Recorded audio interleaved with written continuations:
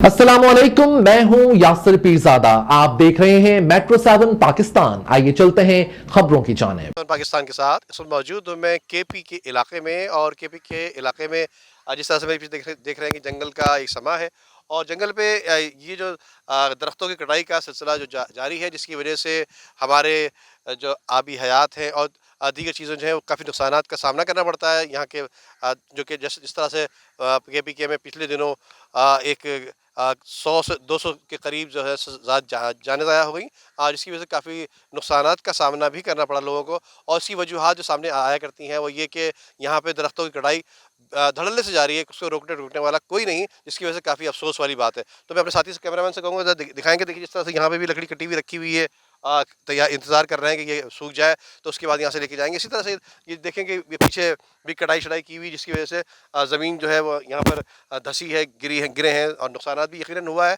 तो इसी तरह से चलते हैं, यहाँ पे जो इलाकाई लोग मौजूद हैं, आइए उनसे बात करें। ग्रीन इलाका है। लोगों को हम एक मैसेज दे रहे हैं कि भाई दरख्त लगाएं ताकि माहौल की जो आलूदगी है ये ख़त्म हो, और ये हमारा मुल्क जो इस तरह हरा भरा रहे, ग्रीन रहे, और आने वाली नस्लों के लिए ये लगाएं ताकि आने वाली नस्लें जो ये कामयाब हों, उनको एक रास्ता दिखाएं ताकि माहौल की आलूदगी, गंदगी ख़त्म हो और ज़मीन का कटाव बचे।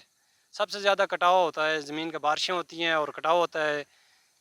इस वजह से जितना जल्दी जितना हो सके दरख्त लगाएं। बिल्कुल हम रोकते हैं, किसी को दरख्त काटने नहीं देते। अगर काटते भी साइडों से काट दें ताकि दरख्त बड़ा हो और आगे काम के लिए आए, ताकि इसको मुल्क को बचाएं हम। और अभी हमने दरख्त लगाए हैं, उसमें हमने ज़्यादातर इस दफ़ा फ्रूट के दरख्त लगाएं, जिस तरह लीमू का पौधा हो गया, और खुबानी का पौधा हो गया, और उसके बाद लुकाट का पौधा हो गया, और जापानी फ्रूट का पौधा हो गया। ये चीज़ें हमने इस दफ़ा लगाई हैं काफ़ी तादाद में, और इंशाल्लाह मज़ीद भी लगा रहे हैं। आजकल मौसम है लगाने का, और हर एक को एक मैसेज देते हैं कि दरख्त लगाएं और माहौल की आलूदगी से मुल्क को पाक करें। बस इसके बहुत ज़्यादा नुकसानात हैं। आप ये देख सकते हैं, ये पीछे दरख्त कटाई किया है, ये पीछे सब गिरा हुआ है ज़मीन ऊपर से नीचे, और इसका बहुत नुकसान है। अभी ये कटाई से तो बहुत ज़्यादा जो है ना, आबो हवा का भी मसला बनता है, ठीक है। और ये फसलों को ये जो है ना तबाही मचती है। ये जो दरख्त नहीं होते, सैलाब आता है, वो सब कुछ बहा के साथ ले चला जाता है।